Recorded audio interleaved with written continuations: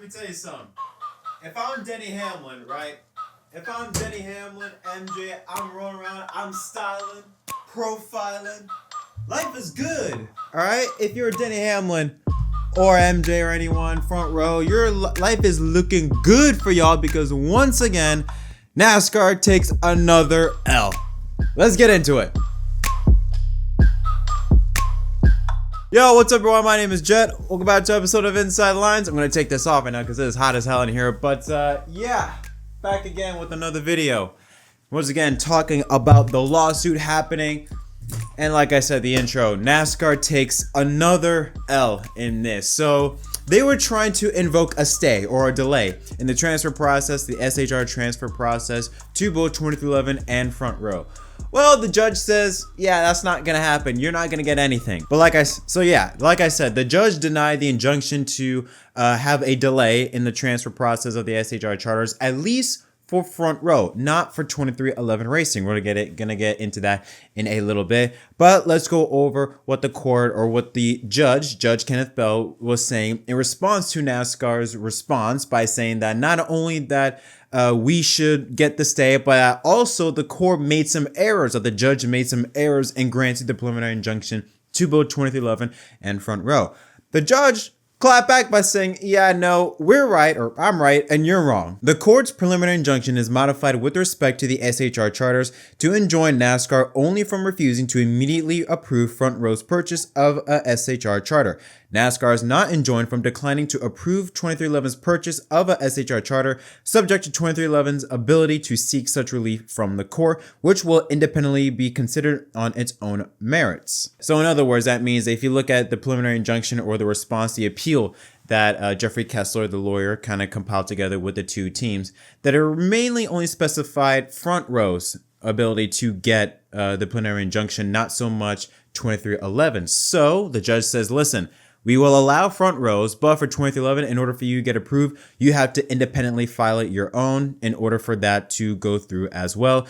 And obviously they're going to do that. And the judge says that he will look at that as soon as possible. So yeah, at the moment, front row is basically good. They're good to go with their third charter. 2311, on the other hand, they need to file another response in order to get their third charter. Now, let's go into what I was saying about how basically the court clapped back at NASCAR by saying, no, you were wrong, NASCAR, I am right. Defendants have not made a showing that they are likely to succeed on merits. In response to defendants' contention that the court erred in granting its limited injunction, the court refers to the full substance of its order in support of its decision and disagrees that the court's ruling is in error. Indeed, nearly all the arguments that the defendants made in arguing their stay motion have already been made in court. So yeah, this is kind of like what I was saying in the last video on how what NASCAR was saying is stuff that they've already said in previous court filings. They were kind of just repeating the same thing, and it wasn't really going to get them anywhere. Their response in my eyes was pretty poor. It was a pretty poor reasoning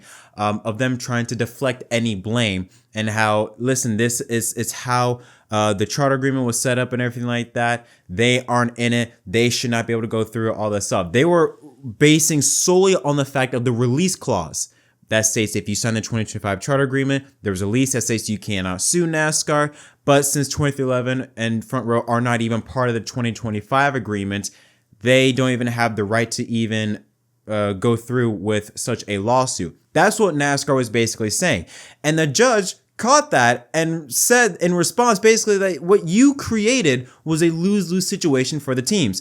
He brought in a big portion of his response, and the discussion response of it. He included a big portion that involved the NCAA when they had this whole student athletes controversy thing going on, and how it is still considered a monopoly, and even going even further that what NASCAR is doing can be considered illegal. In arguing that plaintiffs' claims are barred by the release, defendants admit that the release is applicable to far more than quote-unquote retrospective claims. In fact, the claim effect of defendants' arguments with respect to plaintiffs' refusal to sign the release as part of the 2025 charter agreement is even broader. In their answer, defendants assert as a defense that plaintiffs can't bring their claims because they didn't sign the 2025 charter agreements and thus aren't efficient enforcers of the antitrust claims. So plaintiffs or any other team that wanted to challenge NASCAR's conduct as an antitrust violation is, according to the defendants, put in a classic Catch-22. The team must accept the 2025 charter agreement, including the release that bars plaintiffs' antitrust claims.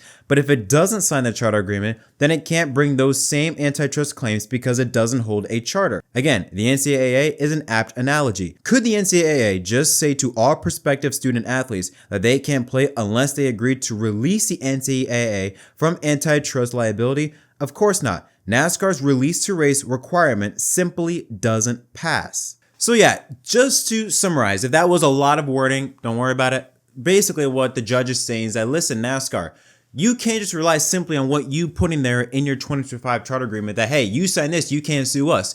It doesn't work like that. It puts the teams in a catch-22 situation, which is basically a lose-lose deal.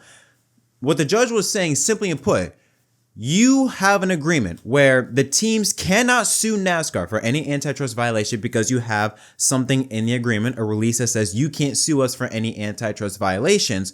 But yet then you say, well, if they don't sign the charter agreement, they still can't sue NASCAR because they don't hold a charter. So what the hell can the teams do?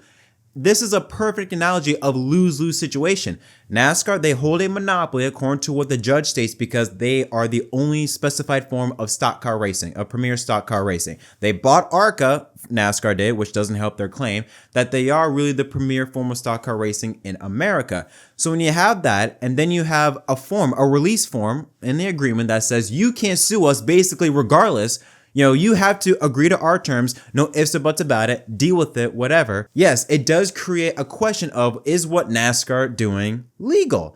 And according to the judge, and he used a lot of analogies to the NCAA and how they dealt with their student athletes, there is a large connection. And it does support the ideology that NASCAR is holding a monopoly, and what they are doing with this charter agreement by having this antitrust release clause could be considered an illegal fallacy. Now let's clear up. The injunction does not require NASCAR to enter into that long-term agreement like with the other 12 teams for, I believe, 7 or 8 years, from 2025 to 2031.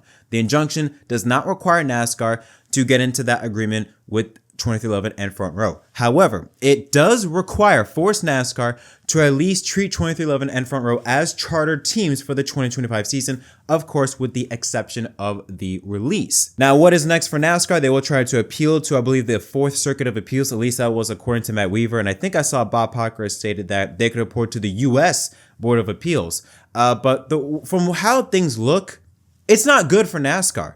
I mean, the judge is saying clear as day. First off, there is legit evidence. There is proof that 2311 and Front Row will suffer if they are not chartered teams in 2025. They will lose sponsorships. They will lose multiple drivers, specifically with 2311. They will lose Tyler Reddick, could lose Bubba Wallace, could lose Riley Herbst. It will hurt both their business incredibly. It will incredibly hurt both of their teams. That's number one. So it makes sense. They showed irreparable harm. NASCAR is not going to show any irreparable harm from doing this. They are not. They're still going to be making bank from this. Again, this goes back to what I was saying last time. I would not be surprised if NASCAR tries to settle. I won't, because I think what NASCAR does not want to happen is for this to go to a court and then really everything gets exposed out in the open. That is something that NASCAR does not want. And I won't be surprised if NASCAR maybe does something before we get to trial, which will take place, I believe, before the 2026 season, if NASCAR tries to do something so that everything gets settled and we don't have to go to trial, because NASCAR is taking L after L after L after L. I don't know what else they're trying to do. They can appeal as much as they want, but from the looks of it, they're just going to lose every single time. I think with the 2311 specific filing, for them to get an SHR charter, more than likely that will go through because they show legit proof that they will receive irreparable harm if they don't get a preliminary injunction to get that third charter from SHR. So the way things are looking right now, it's not good for NASCAR. And I don't know what else they can do, because at least with this judge, Judge Kenneth Bell, he is on NASCAR's ass with how he has responded to NASCAR's filings. And I've stated this before, that NASCAR's response is very one-dimensional and doesn't hold a lot of weight. The teams, on the other hand, Jeffrey Kessler and them, they have a lot of power, a lot of ammunition to fire back at NASCAR. And I think NASCAR, unless they do something very drastic, they're gonna have to get used to taking a lot of L's and potentially have their books and everything about NASCAR and ISC be exposed out into the public, and that is something that NASCAR desperately does not want to happen. You can't tell me now about time. Do you know how many lines I done put down, vibes I done sent out? But we ain't hit the dig. I'll up the market till they come red carpet the kids. Success still the target. Soon I'll be crossing that bridge, but can't bring everybody with me. Family only. I got some people think I owe a favor, barely know me. That's why my focus on the road. It's all I know. I see them sticking close to play the wall.